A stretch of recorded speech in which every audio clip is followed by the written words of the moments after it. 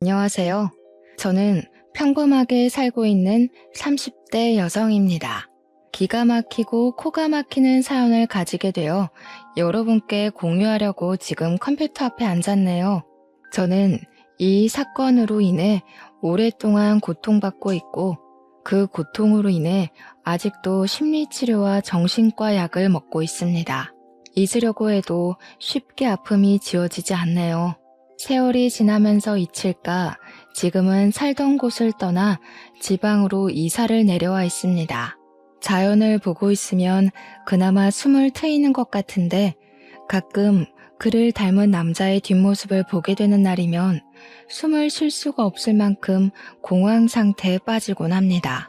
저를 이렇게 만든 사람을 잊으면 좋겠지만 어쩌면 나에게는 유일한 피부치였을 사람을 잃고 가장 사랑하고 믿고 싶었던 사람에게 배신을 당하니 마음의 병이 쉽게 잊히지 않는 것 같아요. 조금은 긴 이야기가 될지 모르겠지만 제 사연을 공개하려면 저의 성장 배경을 소개해야 할 것 같아 간단하게 어릴 때부터 이야기하겠습니다. 저는 갓난아기 때 일반 가정에 입양된 입양아였습니다. 제가 8살 때까지는 키워주시는 부모님이 당연히 친부모님이신 줄 알고 컸고요. 물론 그만큼 사랑 또한 듬뿍 받으며 컸습니다. 저를 부모님은 물론 할머니 또한 정말 많이 예뻐해 주셨는데 아직도 기억나는 것은 제가 괜한 투정을 부려도 할머니는 귀엽다고 엉덩이를 토닥여 주셨기에 제가 입양하라는 생각을 못하고 컸던 것 같아요. 그런데 제가 7살 때 첫째 동생이 태어나고 저의 모든 세상이 하루아침에 바뀌었어요. 엄마가 어린 남동생을 병원에서 안고 와서 그 모습이 너무 예쁘고 귀엽던지 저는 바로 달려가서 포대기에 쌓여있는 동생의 볼을 살짝 쓰다듬었습니다. 그런데 옆에 있던 할머니가 제 손목을 휘어잡으며 떨어지라고 소리를 치시더라고요. 어린 동생은 큰 소리에 놀라서 울고 엄마 아빠는 할머니에게 애한테 왜 그러냐고 타박을 하셨죠. 저는 그때까지 아기가 너무 작고 약해서 내가 실수할까봐 그러나 보다 하고 아기 근처에 안 갔던 기억이 있어요. 동생을 안고 싶을 때마다 아빠한테 안겨 아기 만져보고 싶다고 투정을 부리면 아빠 손에 이끌려 겨우 동생의 손을 잡을 수가 있었어요. 그런데 1년 후 이번에는 엄마 아빠에게 또 딸이 생겼습니다. 연년생으로 아들과 딸이 한꺼번에 생긴 거였어요. 이제 동생이 저에게 둘이나 갑자기 생긴 상황이 놀랍기도 하고 당황스러웠죠. 또 만질 수 없는 애가 또 생겼으니까요. 엄마 아빠도 애 셋을 봐야 하니 부담스러우셨을까요? 그때까지 제 편을 들어주었던 엄마 아빠의 눈빛이 달라지셨어요. 저는 8살이었으니 당연했지만 너는 스스로 네 일을 해야지, 동생을 네가 봐야지 하는 요구가 늘어났습니다. 그래도 저는 드디어 동생들을 만질 수 있다는 생각에 더 신이 나서 알겠다고 잘 볼 수 있다 하면서 동생들과 놀아주었어요. 평생 혼자 살다가 남동생, 여동생이 생기니 너무 좋기도 했고 동생들이 너무 귀여웠거든요. 기저귀도 갈아보고 이유식도 먹여보고 같이 목욕도 하고 그때까지는 제 친동생이라서 제가 돌본다고 생각을 했습니다. 그렇게 그날도 동생들과 신이 나게 놀고 있는데 할머니가 집으로 오셨습니다. 현관문을 열고 들어오시며 저를 보면서 인상을 찌푸리시더라고요. 그리고 바로 안방으로 들어가셨습니다. 그런데 부모님과 할머니의 말이 방문 밖으로 새어나오더군요. 아니, 왜 쟤는 아직도 여기에 두는 거냐? 첫째 낳으면 바로 다시 보낸다고 하지 않았어? 이제 둘째까지 있는데 언제까지 거두고 살 거야? 당장 내보내. 애 셋을 어떻게 보려고 하냐? 너희 형편에 애 셋을 어떻게 키워? 어머니, 그래도 이제껏 친자식처럼 키웠는데 어떻게 친자식 생겼다고 바로 파양을 합니까? 그래도 애들 잘 돌보고 말도 잘 들어요, 이제. 그 말은 그만하세요. 아니, 너는 그렇게 물로 터져서 안 된다는 거야, 응? 처음부터 내가 쟤의 입양을 허락한 건 남의 자식 키우면 하늘이 간복해서 부부에게 애를 준다는 그거 하나 때문에 허락한 거다. 그런데 이제 친자식 둘이나 생겼는데 언제까지 저 애를 돌볼 거야? 제 역할이 끝났으면 다시 제자리로 돌아가는 게 당연하지. 당장 돌려보내. 어머니, 제가 연년생을 한꺼번에 낳다 보니 애 둘을 한꺼번에 돌보기가 너무 힘들어요. 유라는 애들 돌보라고 시키면 되니까 그냥 두세요. 그럼 제 키우는 밥값은 하는 거 아니겠어요? 지금도 학교 다녀오면 애들 씻기고 밥 먹이고 하는 건 유라가 다 해요. 그냥 어린 보모 하나 둔다고 생각하세요. 저는 그 말을 듣고 제가 입양하라는 사실과 이 집에 아직도 남아있는 건 동생들을 돌보는 보모가 필요했기 때문이라는 것을 알게 되었습니다. 그리고 제 역할을 제대로 하지 못하면 이 집에서 쫓겨나야 한다는 사실도 알게 되었죠. 어떻게든 다시 이 집의 가족이 되려면 저는 착실히 제 역할에 충실을 해야 했습니다.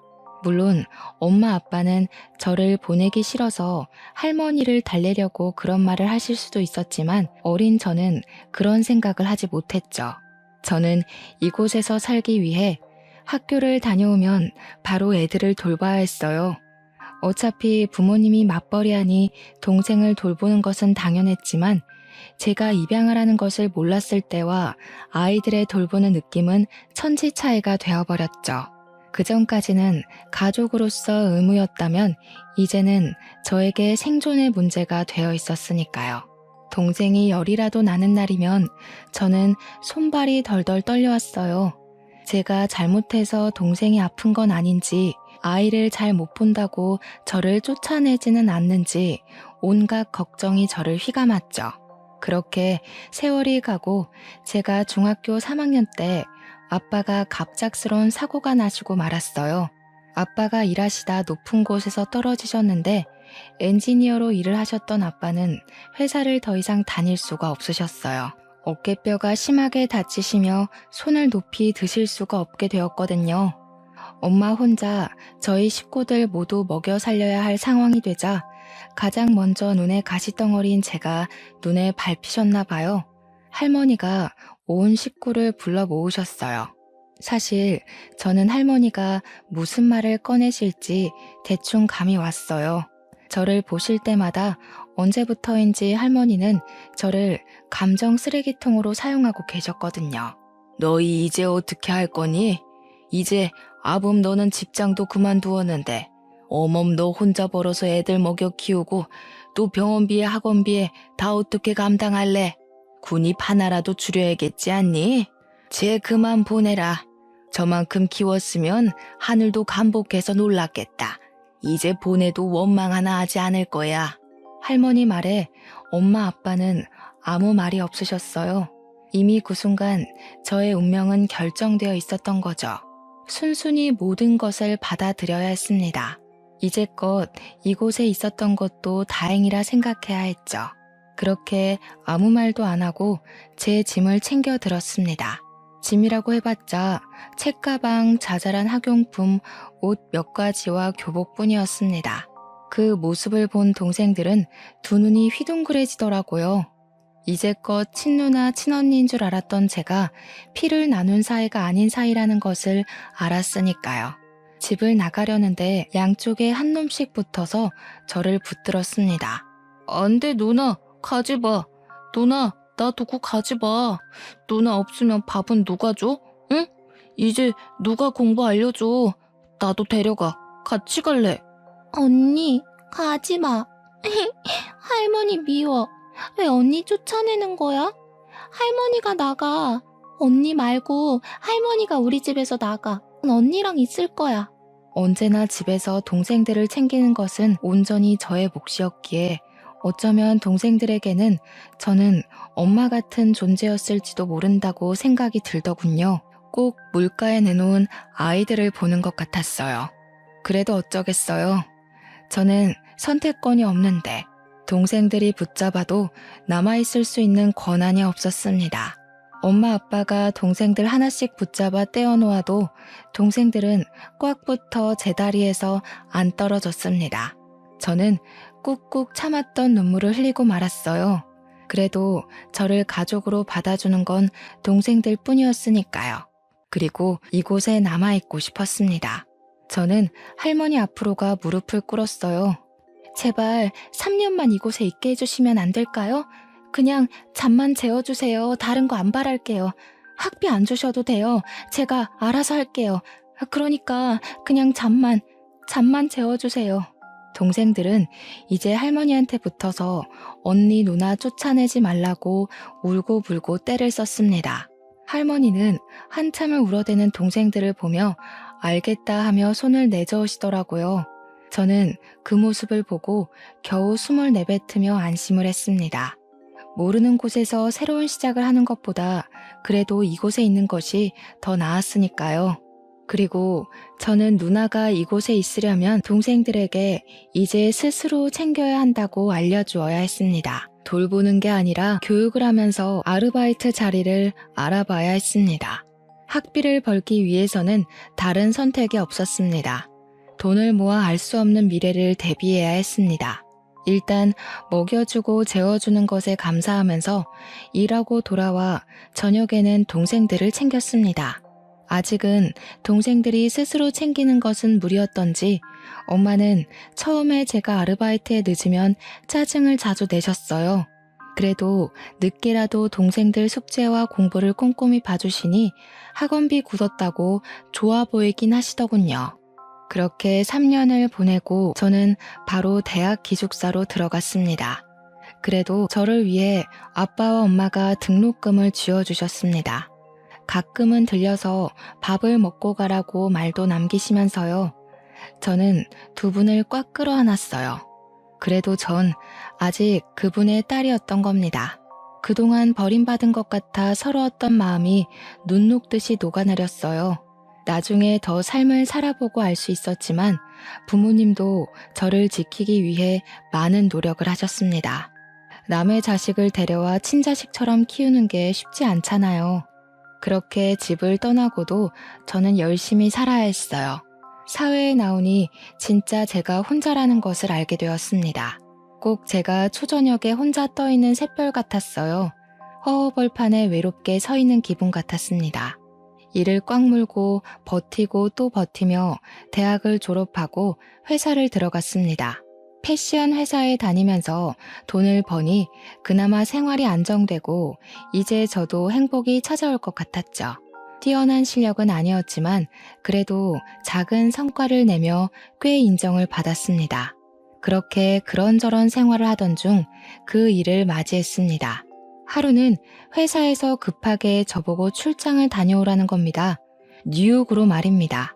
원래 제가 가야 할 출장이 아니었지만 담당자가 급성 장염이 걸리며 병원에 있다고 말했죠. 저는 급하게 제 짐도 못 챙기고 회사에 옷이 담긴 캐리어를 끌고 출장을 다녀와야 했어요.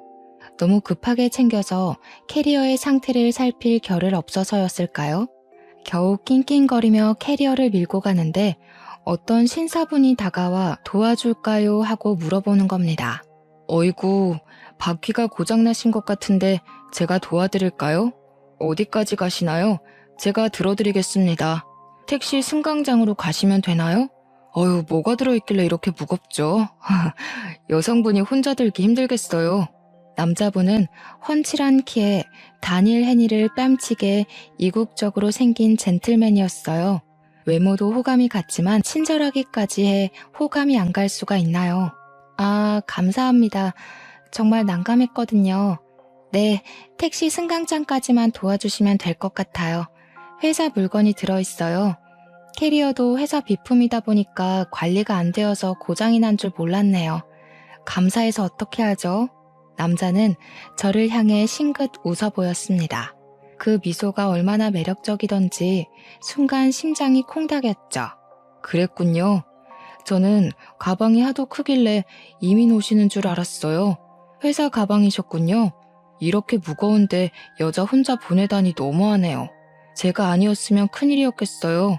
그는 택시 트렁크까지 가방을 친절하게 넣어주었습니다.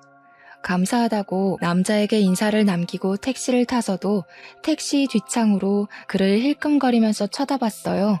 괜히 연락처라도 물어볼 걸 하는 아쉬움도 남았어요. 그렇게 며칠을 지나지 않아 저는 다시 그 남자를 만났습니다. 그때 저는 회사 직원들과 회사 앞 카페에서 커피를 마시러 들렀을 때였습니다. 한참 커피를 주문하고 있는데 뒤에서 하는 소리에 돌아보니 바로 그 남자가 테이블에 앉아 있는 겁니다. 저는 너무 반가운 마음과 저를 한눈에 알아본 그를 보고 깜짝 놀랐죠. 그때는 정말 아주 잠깐이었으니까요. 저는 회사 직원들에게 먼저 가라고 하고 그에게 다가갔습니다.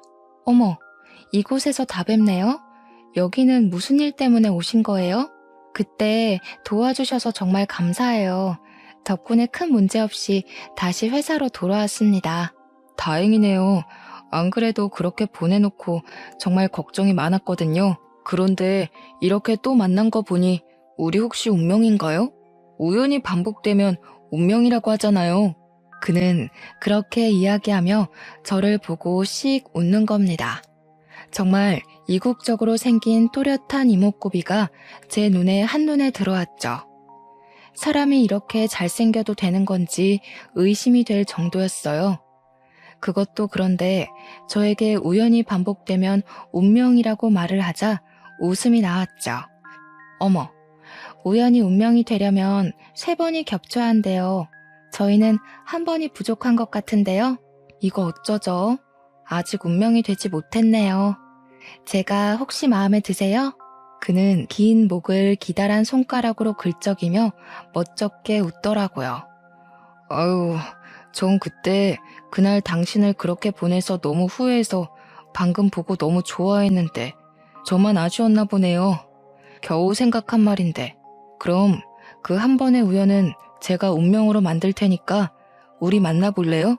바로 앞에 잘생긴 얼굴로 고개를 내밀며 바라보는 남자를 거절할 수가 없었어요. 일단 그는 너무 잘생겼고 젠틀한 매너를 가졌었으니까요. 우리는 그날 바로 연인이 되었습니다.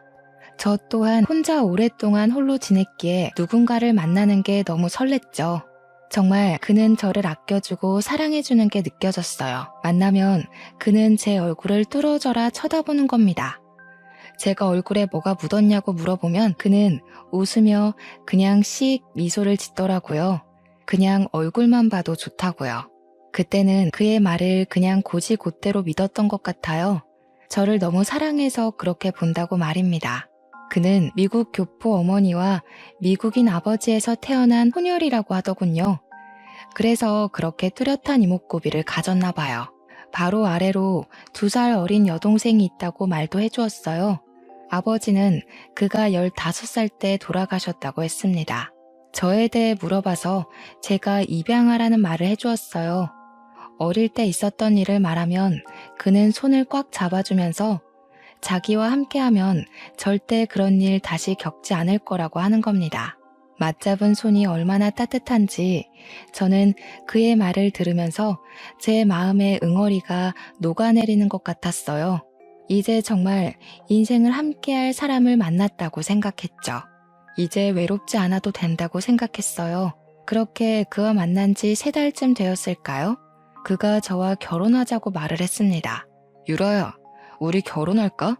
이렇게 너의 얼굴 보고 있는 것도 너무 좋은데 너와 매일 함께 잠을 자고 아침에 일어나고 싶어. 나랑 결혼해 줄래? 전 그 사람 말에 아무 말도 못하고 입을 우물거렸죠. 그 사람을 사랑했지만 만난 지 3달도 안 되어 결혼을 하는 건 너무 이르다고 생각했죠. 그렇게 급한 문제가 아니라고 생각했습니다. 물론 그와 가족이 된다는 건 너무 설렜죠. 항상 진짜 가족을 가지고 싶었으니까요. 하지만 결혼하자는 그의 말에 괜히 고민이 되더군요. 우리 만난 지 3달밖에 안 됐는데 너무 이른 거 아닐까? 물론 나도 당신을 사랑하고 같이 있고 싶지만 그래도 결혼은 신중해야 하지 않을까? 시간을 두고 조금 더 생각해보자. 내가 너를 빨리 아내로 맞이하고 싶어서 그래. 자주 만나서 이렇게 얼굴 보는 건 좋은데 매일 만나는 것도 아니고 나는 매일 너랑 얼굴 마주하고 싶은데 우리 결혼하자. 응? 내가 잘해줄게. 지금보다 더 많이 사랑해줄게. 가족을 갖는 것에 확신이 서지 않아서였을까요? 저는 결국 그때는 그에게 결혼하겠다고 확답을 하지 못했습니다. 아무리 생각해도 만난 지 3달 만에 결혼하는 것은 이른 것 같았어요. 주위의 동료에게 물어보니 결혼정보 회사를 통해 만나 결혼하는 경우에는 딱 3번 보고 결혼하는 경우도 있다고 하더군요. 아는 사람은 1달 만에 결혼해서 10년 넘게 잘 살고 있다. 사람마다 케바케다. 이렇게 말을 하는 겁니다. 그때 당시 정말 고민을 많이 했습니다. 그에게 바로 결혼하겠다고 못하는 게 너무 오랫동안 혼자 지내서 그런 것은 아닌지, 그를 믿어야 하지만 사람을 믿는 믿음이 부족해서 그런 것은 아닌지 걱정이 되었죠. 하지만 저를 간절히 바라는 그를 배신하고 싶지 않았어요. 그 또한 쉽게 꺼낸 말이 아닐 테니까요. 저는 그와 만나서 결혼하자 하고 말했습니다. 그는 활짝 웃으며 저를 꽉 끌어안았습니다. 정말? 우리 진짜 결혼하는 거지? 사랑해 유라야, 내가 정말 잘할게. 진짜 좋은 남편이 될 수 있어. 나 정말 노력할 거야. 우리 그럼 결혼식은 언제 올릴까? 아니다. 결혼식이야 언제든 할 수 있으니 혼인신고부터 할까? 그는 그렇게도 저와 결혼하는 게 좋았던 걸까요? 저는 너무 앞서가는 그의 손을 꽉 잡았습니다. 진정 좀 해. 일단 부모님들께 결혼 허락을 맡아야지. 아무리 둘이 하는 결혼이라도 부모님께 알리고 서로 인사하고 그래야 하잖아. 결혼식은 그 다음에 하는 거야. 이렇게 번갯불에 콩 구워 먹듯이 후딱 치르는 결혼은 못하겠어. 그의 얼굴이 순식간에 뒤틀렸습니다. 그렇게도 저와 결혼을 하고 싶었던 건지 그는 고개를 숙이고 한참을 고민했습니다. 그러다가 나직이 긴 숨을 내뱉었습니다. 알겠어, 그럼. 부모님 만나면 정말 바로 결혼하는 거야? 다른 말하기 없어. 그때 결혼을 미룬다고 하면 안 돼? 약속해. 저는 고개를 끄덕였습니다. 그는 제 손을 꽉 잡더라고요. 알겠다고 미국에서 가족을 한국으로 부르겠다고요. 그렇게 저는 그 사람의 가족을 만나게 되었습니다. 그의 가족들이 온다고 해서 그와 함께 공항까지 마중을 나가게 되었죠. 공항에서 그의 어머니와 여동생을 보고 저는 깍듯이 인사를 했습니다.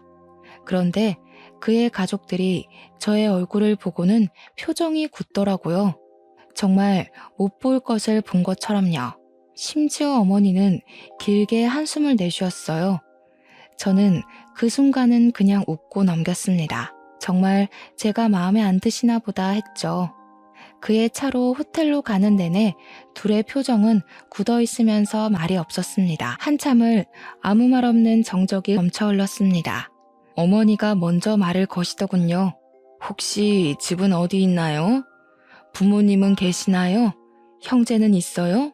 그동안 어떻게 지냈어요? 태어난 연도하고 생일은 어떻게 되나요? 아이고, 참 물어볼 질문이 많네. 저는 그래도 어색한 분위기 속에서 어머님이 어렵게 물어보는 것 같아서 성실히 답을 해드렸습니다. 집은 지방이고요. 부모님은 2분 다 계세요. 형제는 제 밑으로 남동생, 여동생 이렇게 둘이 있고 또 그때 그가 어머니께 화를 내며 제 말을 끊었습니다. 어머니, 왜 그런 질문을 하세요? 제가 다 전화로 알려드렸잖아요. 이제 그런 거 그만 물어보세요. 이 사람 불편하게 왜 그런 질문을 하는 거예요? 유라야, 내가 다 말씀드렸어. 이제 그만 말해도 돼. 다시 차 안에 어색한 침묵이 흘렀습니다. 저는 당시에 가족 사이가 나쁜가 보다 하고 넘겼습니다. 그리고 그가 정말 제가 불편할까봐 그런 거라고 생각을 했죠. 호텔로 내려다주고 돌아가는 길에도 그는 제 손을 꽉 잡고서 기분 나쁘진 않았는지 또 물어보더라고요. 이렇게 저를 챙겨주는 게 고맙기만 했죠. 그렇게 가족이 모인 상견례가 시작되었습니다. 저는 엄마 아빠를 몇 년 만에 뵙는 거였어요. 그동안 삶이 바쁘기도 했고 왠지 가족에서 떨어져 나간 것 같았거든요. 그런데 두 분은 흔쾌히 저의 상견례에 와주시고 사위가 잘생겼다 하고 잘 살라고 축복을 내려주셨습니다. 남편이 정말 훤칠하게 잘생겼더라. 이놈 아빠 보고 자라서 얼굴만 보고 남편감 고른 거 아니지? 잘 살아. 그리고 불러줘서 고맙다. 저는 아빠를 꽉 껴안아드렸어요. 와주셔서 너무 감사해요. 자주 못 가서 너무 죄송해요. 정말 잘 살 거예요. 걱정하지 않으셔도 돼요. 그동안 키워주셔서 정말 감사해요. 엄마 아빠는 제 손을 꽉 잡아주시며 토닥이셨습니다. 미안하다 유라야. 그때는 정말 우리가 사는 게 팍팍해서 너의 마음까지 챙길 여유가 없었어. 너에게 그렇게 대하면 안 된다는 걸 알면서도 먹고 사는 게 급급했다. 서운한 거 다 털어버려라. 저는 네라고 대답하고 고개를 끄덕였습니다. 이렇게 가족들과 상견례를 치르니 정말 이제 저도 그의 가족이 된 것 같았어요. 그렇게 저희는 이제 본격적인 결혼 준비를 하게 되었습니다. 그런데 이번에 그는 혼인신고를 하자고 하는 겁니다. 유라야, 우리 어차피 결혼할 거 일찍 혼인신고를 하면 어떨까? 조금 일찍 해도 좋을 것 같은데. 우리 혼인신고하고 당당하게 법적 부부가 되자. 물론 결혼 후 혼인신고를 하게 되겠지만 결혼식장도 잡지도 않았는데 너무 이른 선택 같았어요. 그래도 그건 너무 성급하게 하는 거 아닐까? 결혼식 후에 해도 늦지 않잖아. 천천히 하자. 일단 결혼식 준비하는 거에 집중했으면 하는데 결혼하기 전에 신경 쓸 게 너무 많잖아. 네가 나를 버리고 달아나 버릴까 봐 그래. 혼인신고 먼저 하자. 요즘 보면 혼인신고하고 먼저 살다가 나중에 결혼식 올리는 사람도 많던데 우리도 그런 거로 생각하고 몇 달 후면 결혼식도 올리고 먼저 혼인신고해도 상관없잖아. 그의 말이 다 틀린 말은 아니었습니다. 그런 부부가 심심치 않게 있으니까요. 하지만 그때 당시 저는 왠지 또 거부감이 들더라고요. 이렇게 성급하게 결혼하는 것도 고민을 많이 했는데 혼인신고까지 그렇게 성급하다니요. 제가 한참 고민을 하니 그는 정말 안달복달을 하는 겁니다.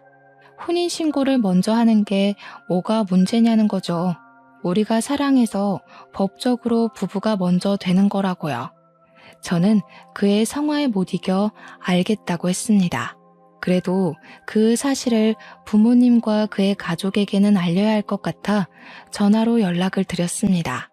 그런데 예비 신우가 질겁을 하는 겁니다. 그러지 말라고요. 저는 너무 당황스러웠지만 왜 그러냐고 말을 못하겠더라고요.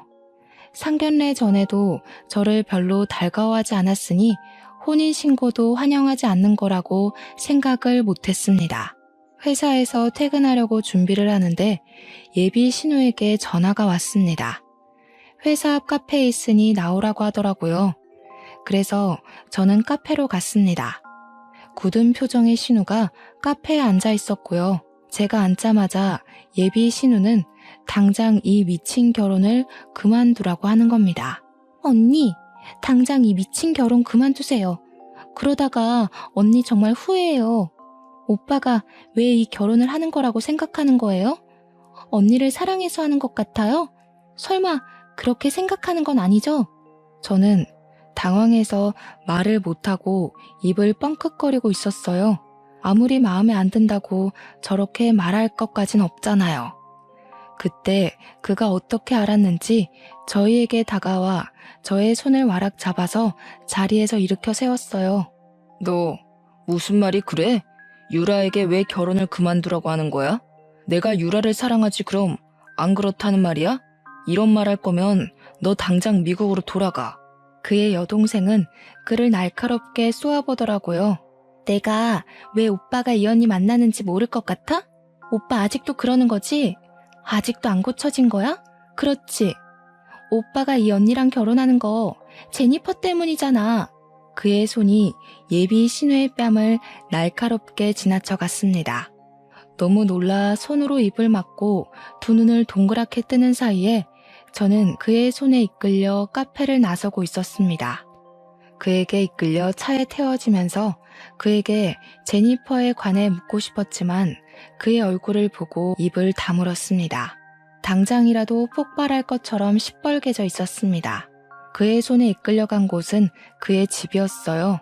만남이 짧아서인지 지금까지 사귀면서 그의 집은 처음 가봤어요.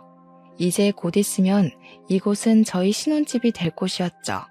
그는 집에 오자마자 저를 와락 끌어안았습니다. 저를 품에 안고 온몸을 잘게 떨고 있었습니다.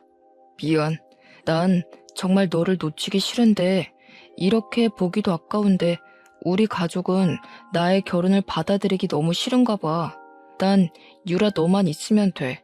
그럼 우리 가족도 버릴 수 있어. 내 옆에 있어 줄 거지? 저는 그의 등을 토닥였습니다. 저를 간절히 바라는 그의 마음을 잘 알 것 같았어요. 저도 그와 같은 마음이었으니까요. 세상 천지에 저에겐 그밖에 제 편이 없었으니까요. 알아. 나도 당신 마음 다 알아. 나도 당신만 있으면 될 것 같아. 그러니까 가족을 버린다고 하지 마. 혼자는 너무 외로워. 내가 직접 겪어봤잖아. 내일 당장 혼인신고하러 가자. 우리가 법적으로라도 이어져야 우리 가족이 더 이상 우리를 갈라놓지 못하지. 오늘은 이곳에서 자고 내일 아침에 바로 가서 혼인신고하자. 알겠어. 내일 당장 하자. 당신이 원하면 나도 좋아. 그러니까 이제 동생한테 손찌검하지 마. 나 아까 너무 무서웠어. 그는 저를 꽉 끌어안고 알겠다고 하더군요. 내일이면 그와 정말 부부가 된다고 생각하니 마음이 뭉클해지더군요. 그동안의 걱정이 참 무색해졌습니다. 그렇게 그의 집에 하루를 보내게 되고 이제 우리의 신혼집이 될 집을 구경하게 되었어요. 그렇게 안방의 옷장 문을 열었는데 하얀 웨딩드레스가 들어있었죠. 저는 정말 깜짝 놀랐어요. 순간 소름이 돋아 올랐던 것 같아요. 옷장에 있는 웨딩드레스라 참 기묘하게 다가오잖아요. 누가 옷장에 웨딩드레스가 있을 거라고 생각이나 했겠어요. 저는 드레스를 들고 가서 그의 앞에 내밀었어요. 이거 뭐야? 언제 이걸 준비한 거야? 혹시 내 거야? 이걸 왜 옷장에 넣어둔 거야? 혹시나 나를 위해 준비한 것인지 물어보고 싶었어요. 이곳에 있으니 당연히 제 것이라고 생각했으니까요. 그는 다가와서 저를 보며 싱긋 웃는 겁니다. 나의 신부를 위해 미리 준비했지. 너와 참 잘 어울릴 것 같아서. 입어볼래? 참 잘 어울릴 거야. 너를 생각하면서 고른 드레스니까. 저는 다시 드레스를 바라보았어요. 그런데 드레스가 유행이 지난 디자인이었습니다. 최신 유행하는 디자인은 아니었지만 그래도 저를 위해 준비했다고 하니 순간 설레더군요. 이렇게 드레스를 준비할 정도로 저와 결혼을 원했다고 생각을 했으니까요. 저는 드레스를 가지고 가서 입어보기로 했어요. 안방으로 들어가서 드레스를 입고 살짝 치마를 들었는데 치맛단 끝 속치마에 갈색 얼룩이 보이는 겁니다. 치마를 들여 안쪽을 보니 핏자국이 더 선명하게 보였어요. 오래되어 갈색으로 변색된 핏자국에 저는 온몸에 소름이 쫙 끼쳐서 서둘러 방문을 걸어 잠가 버렸습니다. 그가 문을 잠그는 소리를 들었는지 문고리를 쥐고 흔들면서 말했습니다. 제니퍼, 무슨 일이야? 무슨 일 있어? 문 좀 열어봐. 제니퍼, 왜 문을 잠근 거야? 문 열어. 왜 문을 잠근 거냐고. 그의 목소리가 선명하게 제 귓속으로 파고 들어왔습니다. 제니퍼라니. 그의 입에서 나오는 이름은 분명 제니퍼라는 이름이었어요. 저는 온몸에 닭살이 올라오자 문 옆에 서랍장을 밀어 문 앞에 가져다 놓았죠. 그리고 침대 위에 벗어놓은 제 옷에서 핸드폰을 꺼내 예비 신우에게 전화를 걸었어요. 그는 아직도 문 앞에서 문을 두드리며 제니퍼를 찾고 있었죠. 여보세요? 저예요. 지금 그의 집인데 그가 저를 제니퍼라고 불러요. 도대체 제니퍼가 누구죠? 지금 그를 피해 안방에 혼자 있어요. 예비 신우가 길게 숨을 내쉬더군요. 그리고 저에게 충격적인 이야기를 들려주었어요. 제니퍼는 오빠가 사랑한 첫사랑의 이름입니다. 둘은 8년을 사귀고 결혼을 약속한 사이였어요. 그런데 갑자기 죽어버려서 오빠가 아주 힘들어했어요. 당신하고 많이 닮았어요. 아니, 저도 처음 당신을 봤을 때는 당신이 혹시 제니퍼가 아닌가 착각을 했습니다. 그녀의 말에도 저는 이해가 가지 않았죠. 아무리 닮았다고 해도 사람을 착각한다는 게 말이 안 되잖아요. 아무리 닮아도 사람을 착각하다니 말이 안 되잖아요. 그리고 그 사람 집에 웨딩드레스가 있던데 혹시 이것도 제니퍼의 드레스인가요? 혹시 당신은 자신이 쌍둥이라는 것을 모르고 있었나요?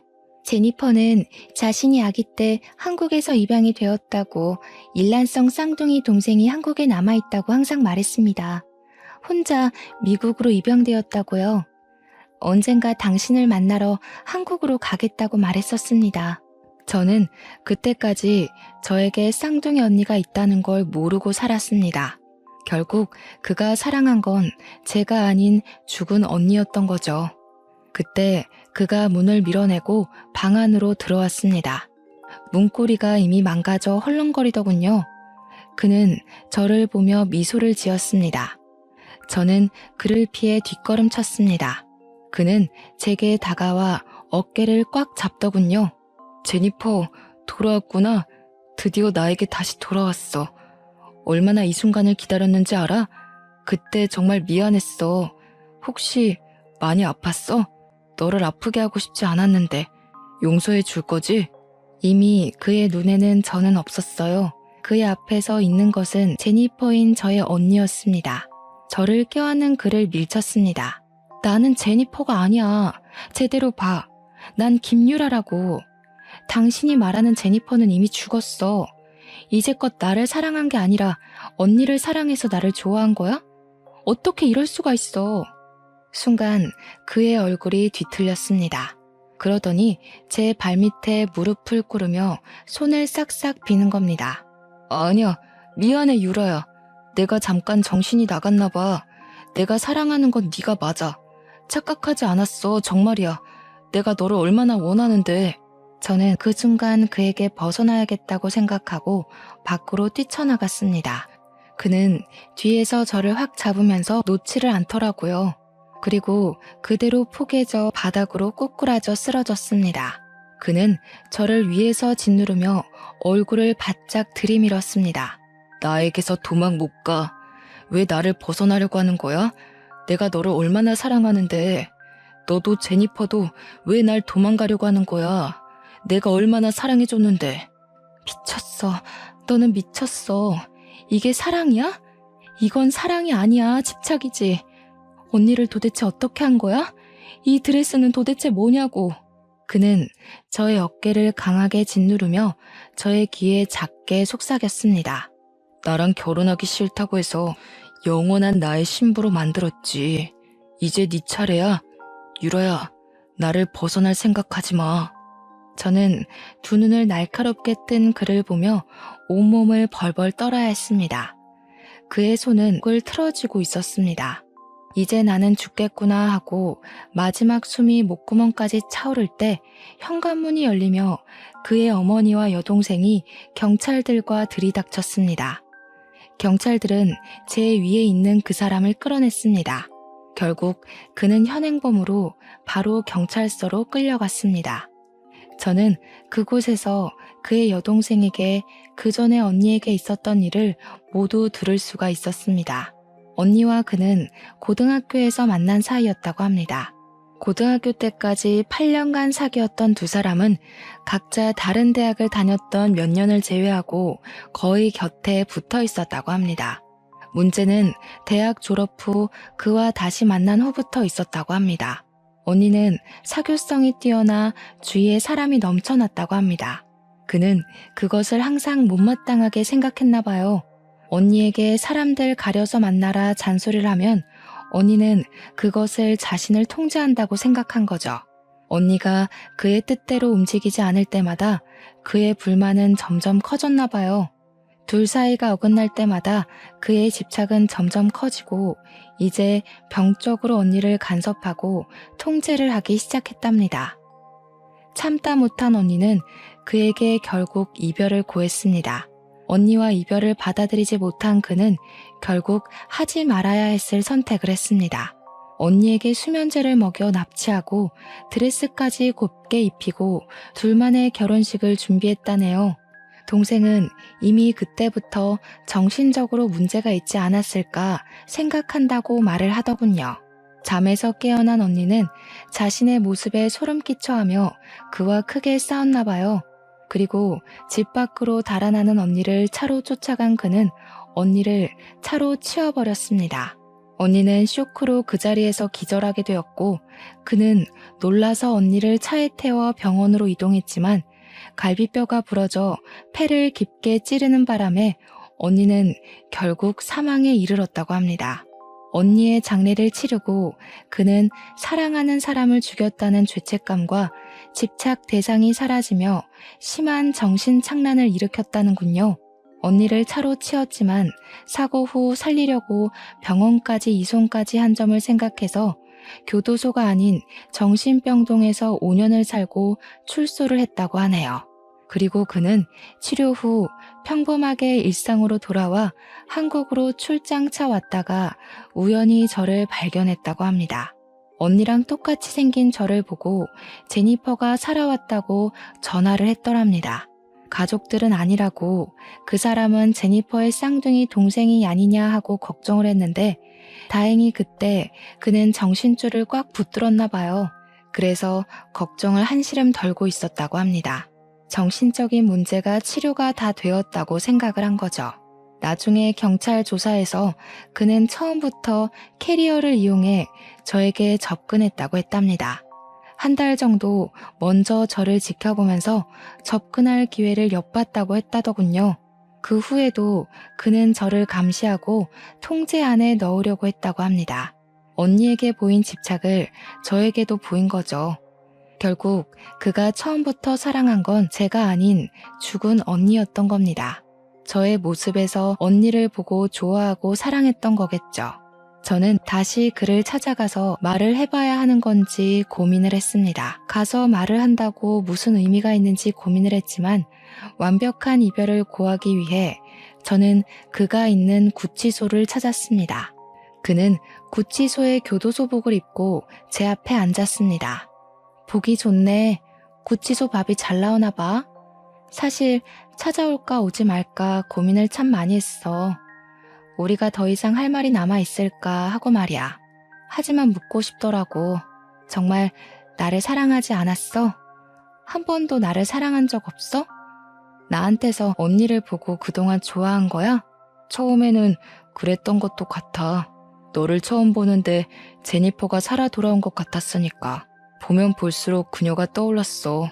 그리고 너를 만나면서 너희는 결국 다른 사람이라고 생각했어. 좋아하는 거 싫어하는 게 너무 다르더라. 그리고 너의 모습이 더 좋았어. 제니퍼는 항상 강하고 당당하고 사람 좋아했지만 너는 반대니까 오히려 나랑 더 맞는다고 생각했어. 오히려 제니퍼가 나를 너에게 보내주지 않았나 생각했어.